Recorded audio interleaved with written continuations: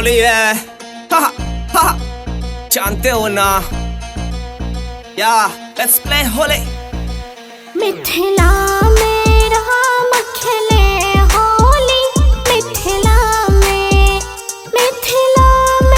हो, मिथिला में हो, मिथिला में राम खेले होली, मिथिला में।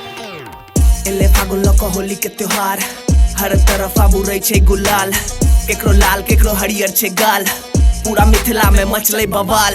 राम लक्ष्मण संगे भैया मैथिल टोली, मीठ मिश्री संग मैथिली बोली, अब वहाँ हमरा मिथिला नगरिया, राम जी स्वयं में त खेले छे थोली। किनका के हाथ कनक पिचकारी, किनका के हाथ मेरे झोली, राम जी के हाथ कनक पिचकारी, लक्ष्मण हाथ मेरे झोली।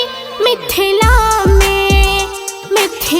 में राम खेले होली, मिथिला में होली है। जोगिरा सारा रारा रंग उड़ाओ, जोगिरा सारा रारा भांग बनाओ, जोगिरा सारा रारा महफिल जमाओ, जोगिरा सारा रारा सारा रारा, जोगिरा सारा रारा मंडली बजाओ, जोगिरा सारा रारा ढोलक उठाओ, जोगिरा सारा रारा कीर्तन कराओ, जोगिरा सारा रारा मिथिला में आओ न यो जानते हो ना। मिथिला में